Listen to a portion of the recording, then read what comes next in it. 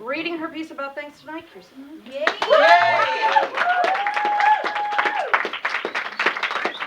Woohoo! Thank you. Intuition. We all have it, and we all use it on occasion. Women in particular are known to possess a certain gender superiority of it. Women's intuition is supposed to inform females when her child is in danger, or if her man is cheating on her, or if she's in an unsafe situation. But I have seen the commercials for Girls Gone Wild, and I would say that women's intuition seems at times a bit like it can easily be hacked into if there are alcohol, men, or cameras involved. In moments when my intuition isn't antivirus protected, I rely on my friends, but if it's something I really want to do, I just ignore their advice too. Now I'm just flying blind. Living in LA and working as a personal assistant to big-name director, I wasn't left with a lot of time to go out and meet guys. So I took my socializing to the internet dating sites. I started with Match.com, and then another site, and then another one. From there, it's really just a slippery slope into pimping out that one perfectly lit picture, your favorite catchphrase, and describing your ideal date on every online dating site. I was on so many that I started to notice the same guys on the various sites. I came to think of them as coworkers. Oh, there's that guy who loves backyard brewing and hiking. But on this site, he doesn't mention his girlfriend or his love of polyamory.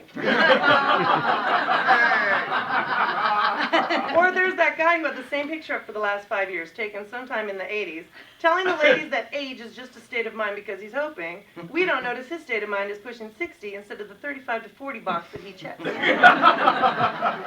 though I'm not Jewish, I even tried J-Date at the Though I'm not Jewish, I even tried J-Date at the suggestion of one of my Jewish friends.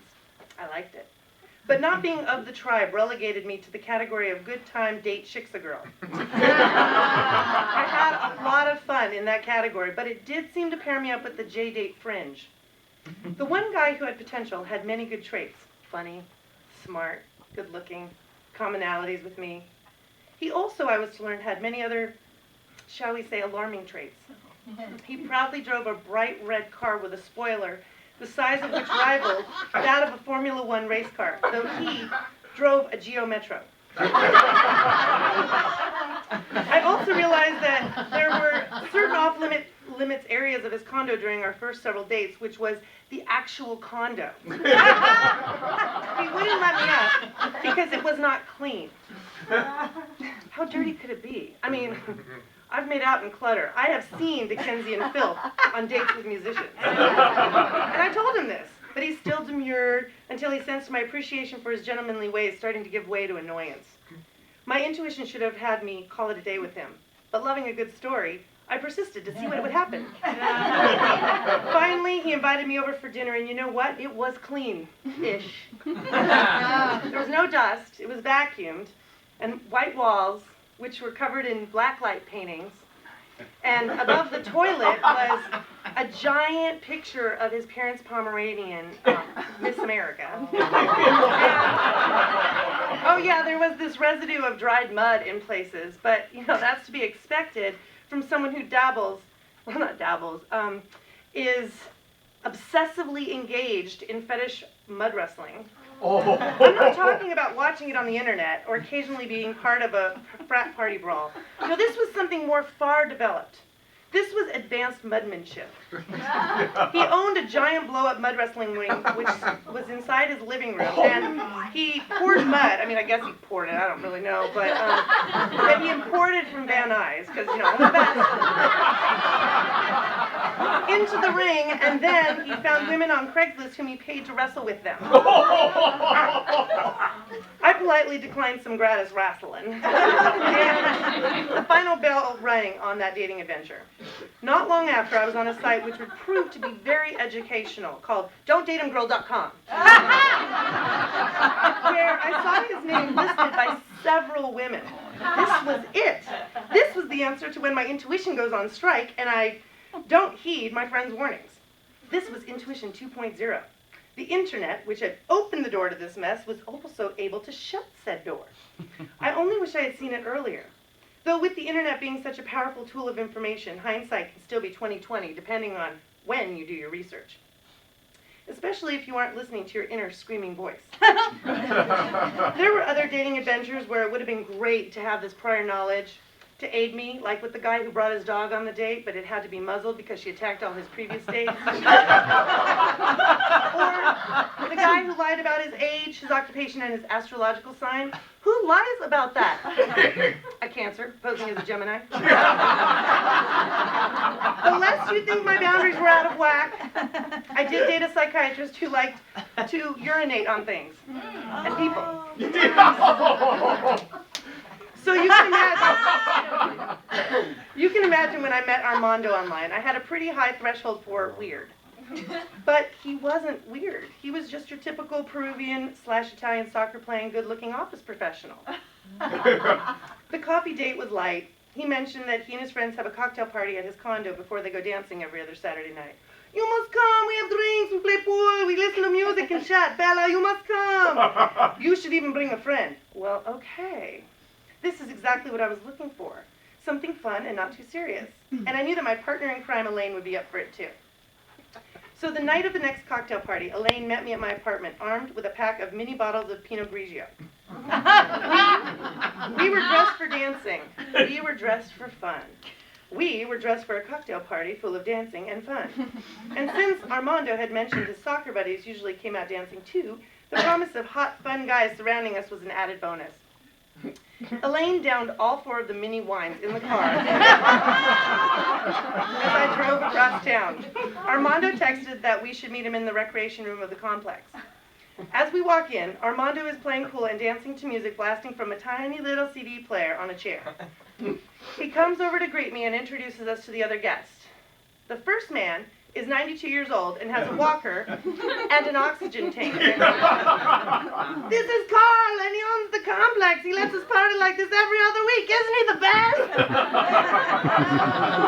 I look over at Elaine, who is engaged in a conversation with a woman with like 10 teeth in her mouth. I walk up to hear the last line from the woman as she holds back from sobbing, and that's why I can't talk to my mother. We have been there 5 minutes.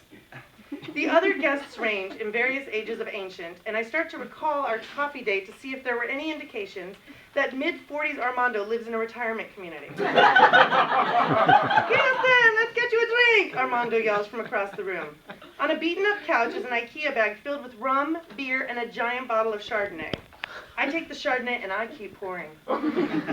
I need to catch up to Elaine, who is clearly finding this all hilarious and is having a fine time.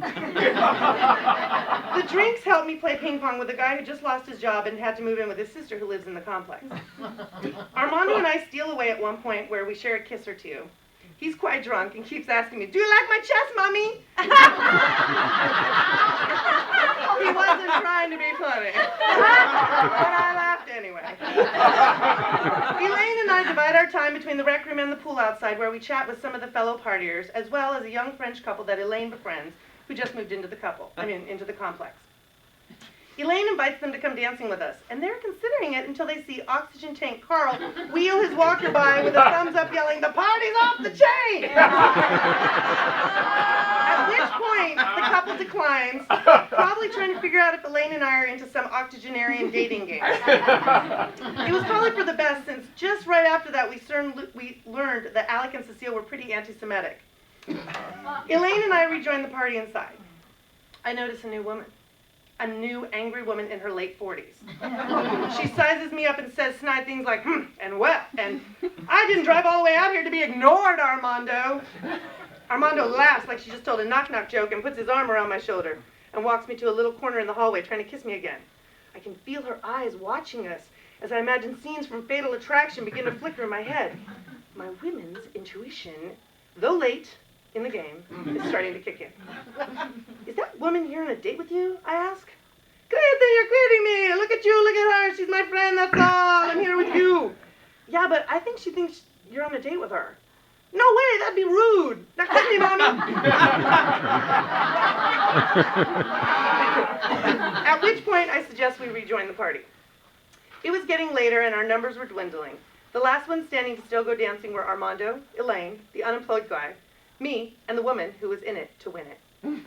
At this point, I was starting to miss 10 Teeth Sally and Oxygen Tank Carl, who knew it was better to leave the party early. We leave the rec room and start to walk towards the front of the condo. As Armando suggests I ask the guard gate to call us a taxi, he quickly disappears with the angry date lady with the CD player and takes it upstairs. I sit for a second, and then I look at Elaine and I'm like, we are so out of here. And we headed out on the road back to normalcy in Hollywood. My phone starts blowing up, texts and emails and voicemails from Armando asking, where did I go? And aren't we going dancing? What happened? I finally wrote him after he continually emailed me and called me the next week that it wasn't going to work out. A few weeks later, I was Googling his name, and it appeared several times on a website called psychox.com. You should have seen what these women were writing. Way worse than what had been written about the mud wrestler. And I realized my intuition had saved me. You know, several Chardonnays and hours later in the game, but still, there was hope after all.